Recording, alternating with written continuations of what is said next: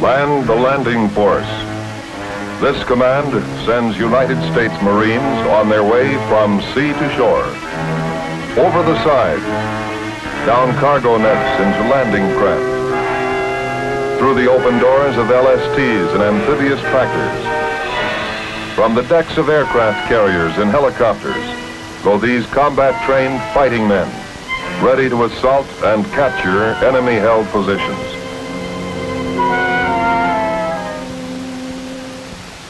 And this has been the historic mission of the United States Marine Corps since the earliest days of our republic, when, in 1776, at New Providence Island, Captain Samuel Nicholas, the first Marine officer, led Continental Marines in an early amphibious operation. From the British, the Marines captured guns and ammunition badly needed by our 13 colonies. This Marine expedition was one of our most successful American naval operations during the Revolution.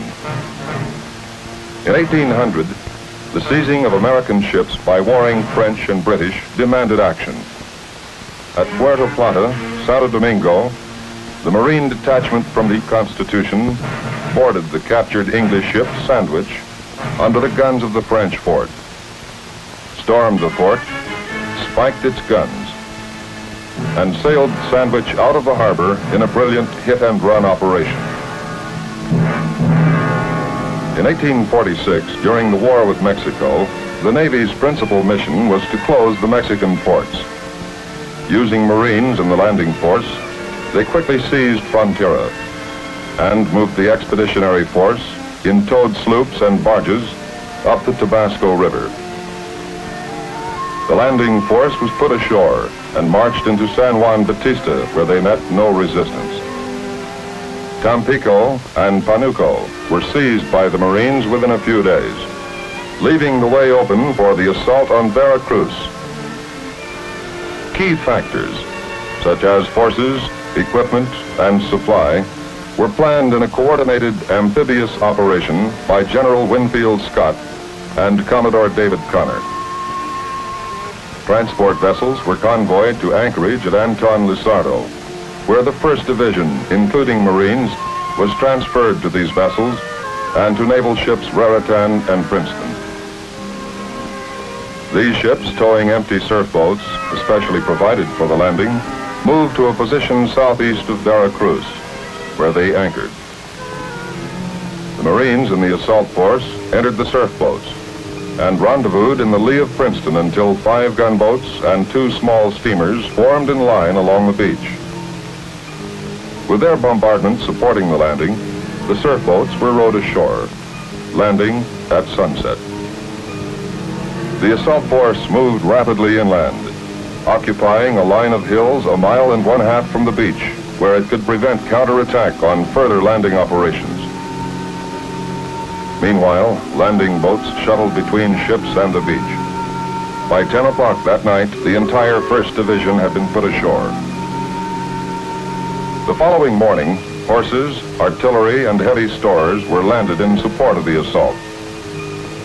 The basic pattern of Marine Corps amphibious operations had been established. The Marines, together with the Army, held Veracruz under siege for 20 days until it surrendered.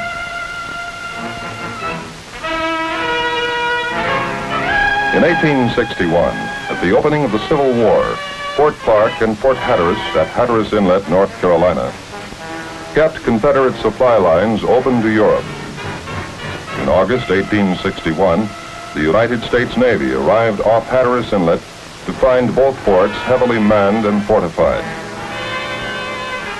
Marines boarded special surf boats, supported by naval bombardment, landed, and captured Fort Clark by bayonet assault.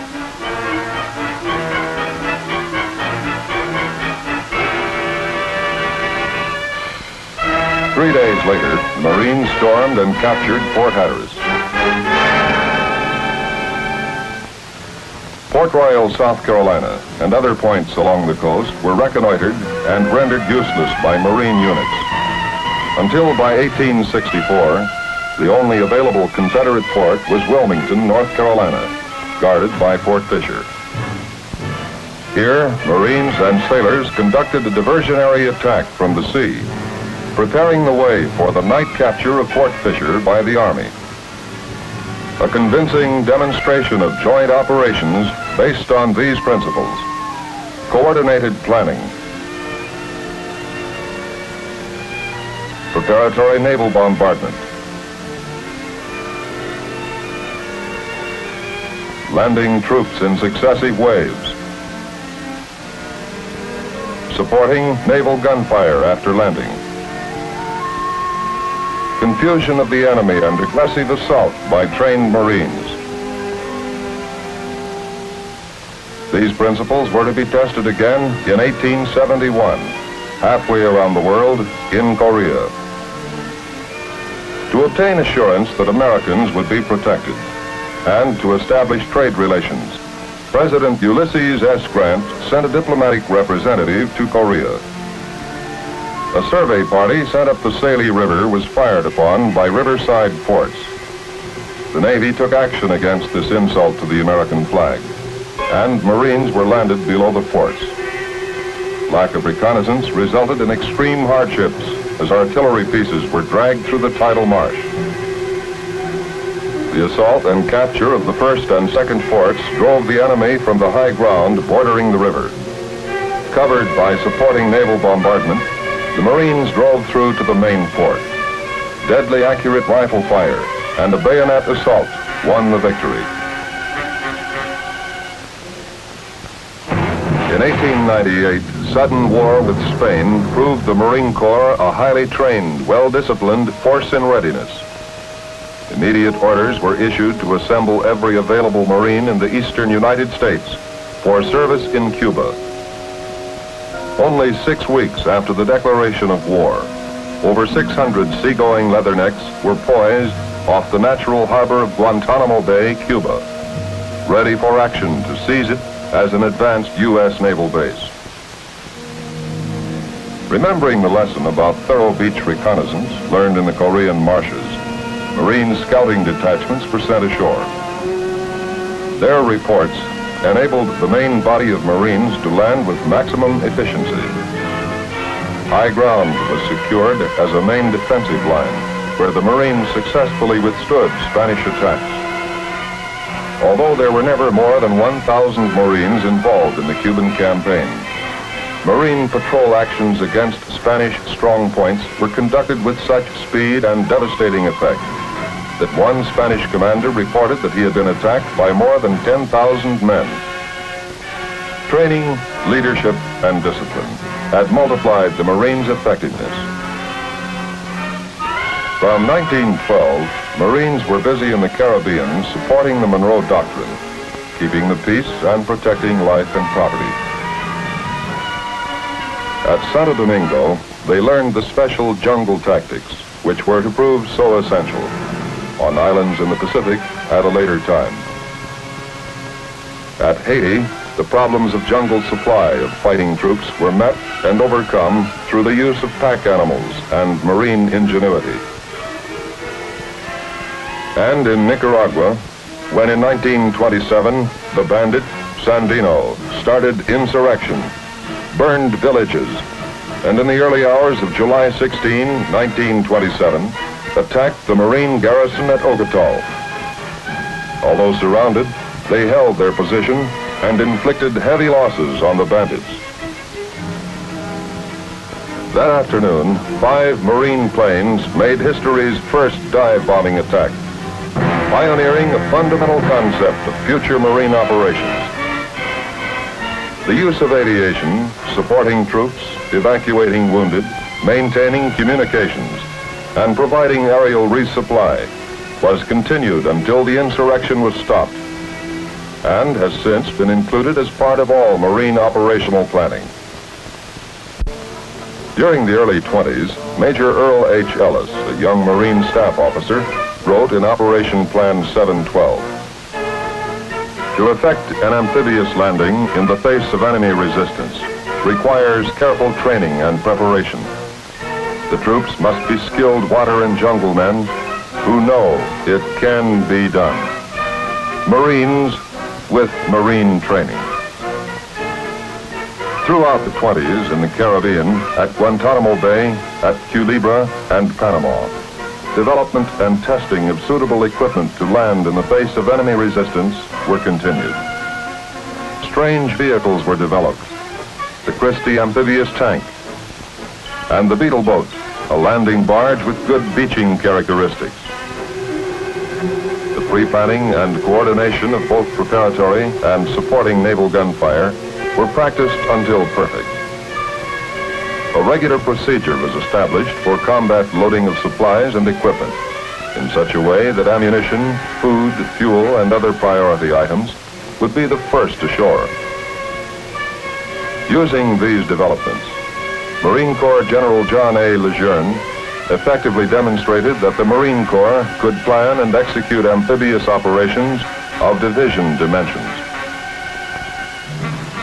Dedication to the cause of the Marine Corps specialty in seaborne attack paid off when the Joint Board of the Army and Navy stated that the Marine Corps would provide and maintain forces for land operation in support of the fleet for the initial seizure and defense of advanced bases. The traditional Marine Corps mission had, at last, become a part of the nation's official military policy. The Marine Corps School at Quantico, Virginia, went to work blending all of these hard-fought experiences and promising theory into usable principles based on that priceless ingredient of any amphibious assault: healthy, intelligent, well-trained men. These principles, tested at Quantico, became the Marine's Guide, the Landing Operations Manual. A wide variety of landing craft were studied and tested. The Navy whale boat, the sea skiff used by Atlantic fishermen, the sea sled, which had the virtue of high speed, the Bureau boat, developed by the Navy, and a strange, wonderful shallow draft boat from the bayous of Louisiana, built by a man named Andrew Higgins. Ironically, from the Japanese, who had shown some interest in amphibious landing craft, the Marines borrowed the ramp front and applied it to the Higgins boat. All this experimentation, discipline, and determination were soon to be put to severe test against the Japanese on an island in the Pacific few men had heard about, Guadalcanal. At dawn, naval bombardment began. The day was August 7, 1942. In transports, combat-trained, well-equipped Marines waited ready to launch the first American offensive action of World War II. Then, as they had done over and over again in training, down the sides on cargo nets into landing craft, and on to rendezvous areas. There they circled, waiting for the order to head for the line of departure. General Alexander A. Vandegrift, commanding the Marine Force, had set H hour for exactly 9:10 a.m. Precisely at H hour, the bombardment was shifted to inland targets as the first wave hit the beaches. Moving forward rapidly, the Marines passed through the coastal palm groves and established a perimeter defense to protect the landing of later waves. In the meantime, artillery was being hauled ashore to provide ground support. The next day, the Japanese airfield was captured, and as Henderson Field became a turning point of the Pacific War, where both ground and air Marines halted Japanese aggression. The first Marine amphibious assault of the 20th century had achieved its mission. This mission was repeated on other beaches throughout the Pacific: New Georgia, Macon, Bougainville, then Tarawa, where the amphibious tractor the product of Marine Corps planning, helped make it possible for the Marines to cross coral reefs in the face of fierce enemy fire and turn disaster into victory. Each island became a step closer to Tokyo, Cape Gloucester, Roy Namur, Saipan, Guam, and Tinian. The assault of Tinian, 3 miles southwest of Saipan, was the classic amphibious operation of all time, perfectly planned and executed. The Japanese on Tinian strengthened their defense against the landing, which obviously had to be made on the beaches at Tinian town. But the Marines did not intend to do the obvious. Both ground and aerial reconnaissance revealed that there were 2 beaches at the extreme northern end of the island, which were relatively undefended. One beach 60 yards wide, the other 160 yards wide. The Japanese commander, believing these beaches impossible for amphibious landing, strengthened his defenses in the south, while the Marines made careful plans to land in the north. To capitalize on this Japanese miscalculation, American bombardment was concentrated on the Tinian town area for several days. Naval bombardment and Navy and Marine Corps airstrikes ranged the length of Tinian, reducing enemy strong points. Napalm incendiary bombs were first introduced in these air attacks. These waves of fire were a new and terrifying weapon. 155 millimeter and 105 millimeter artillery pieces were positioned along the southern beaches of Saipan to provide covering fire for the assault. Lighter artillery pieces and anti-tank guns were loaded into amphibious vehicles to be moved from Saipan across the 3-mile channel to Tinian. The assault troops of the 4th Marine Division boarded LSTs and entered amphibious tractors deep in the holds of these ships while en route to the northern beaches of Tinian. To further confuse the enemy, the 2nd Marine Division was put into boats and ferried out to waiting transports at the south end of the island. These transports were to appear off Tinian town just before the actual landing at the north end of the island. Landing craft were to be loaded with troops and begin a fake run to the beach. This activity would cause the Japanese commander to commit his mobile reserve to the southern beaches. Meanwhile, the assault forces prepared to land on the northern beaches at 7:45 on the morning of July 24, 1944. When the order was given to land the landing force, everyone did his job and knew that the man beside him would do his. The assault regiments penetrated to 500 yards by 10 o'clock.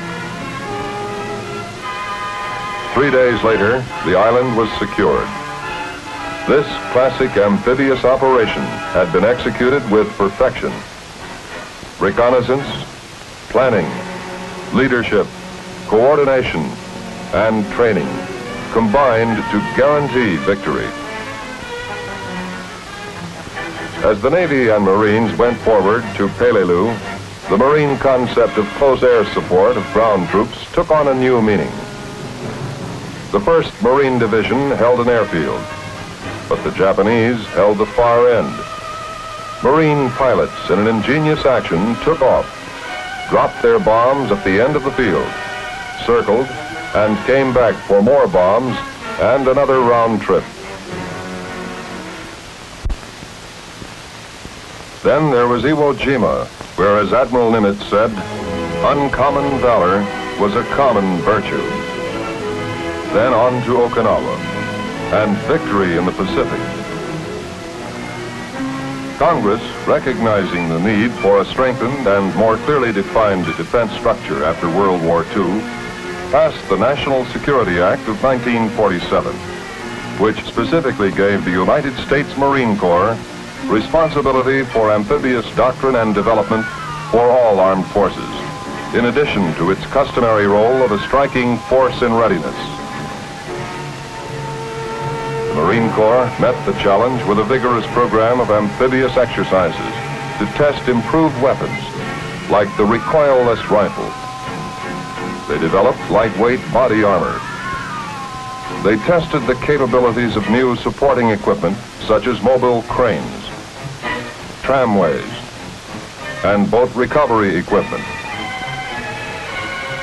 And at the center of all Marine Corps development, Quantico, Virginia, they began experiments with the helicopter, a possible way to lift men and equipment beyond enemy positions, adding a new dimension to amphibious assault.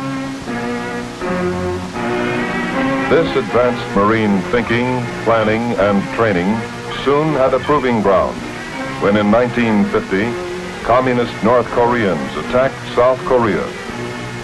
The United States moved to support the United Nations in resisting aggression. And Marines, including the thousands in the Marine Corps Reserve, always ready to move, were among the first to go. To ease the pressure on the Busan perimeter, Supreme Allied Commander in Korea, General Douglas MacArthur, decided to assault the enemy's flank at Incheon. This difficult task was given to General O.P. Smith, commanding the 1st Marine Division. The hazards of the Incheon landing were formidable. Geography was against the Marines.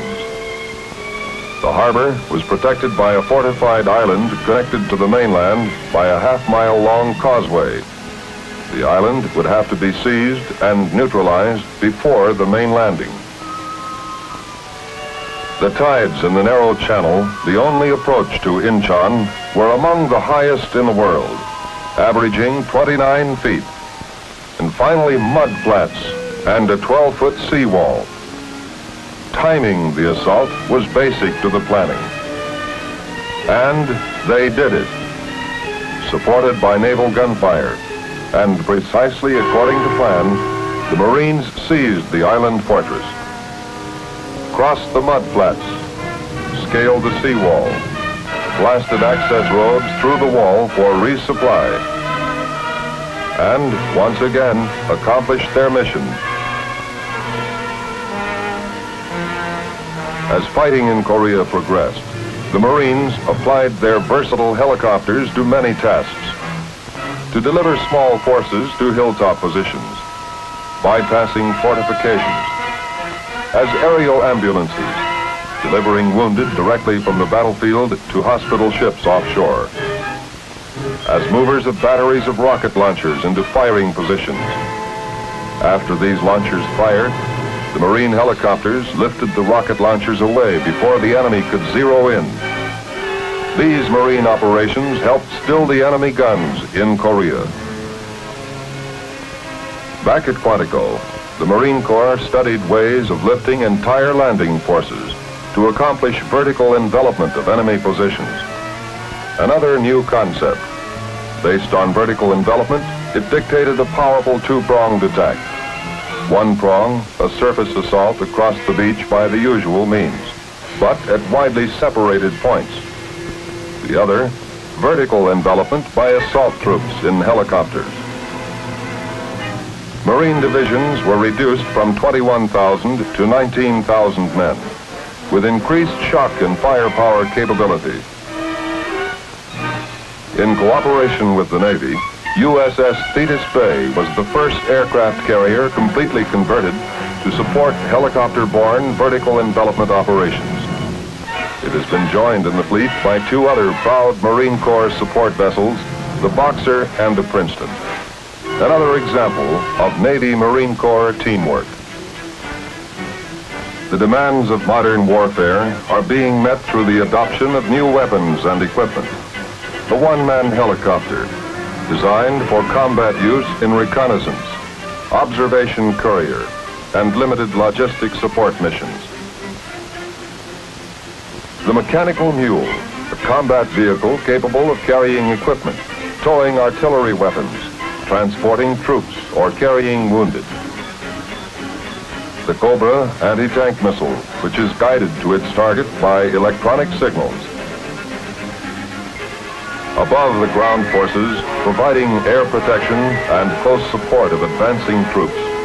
are the Marine Corps' high-speed, high-performance jet aircraft, flown by Marines. The individual Marine is being rebuilt and modernized too, to acquire the additional skills necessary for modern warfare, such as parachute training for reconnaissance personnel, for underwater swimming, demolition work, and beach scouting at night from submarines. These training exercises sharpen the concepts and prove their worth. Marines are being lifted by helicopters from carriers 50 miles at sea in practice assaults, penetrating 50 miles into enemy territory and extending over a front of as much as 50 miles. The modern Marine Corps is a professional fighting force, determined that when, as in Lebanon, they are required within 24 hours to land to support American policy and protect American lives. When anywhere in the world the command is given, land the landing force, the United States Marines will obey and soon report, the Marines have landed and the situation is well in hand.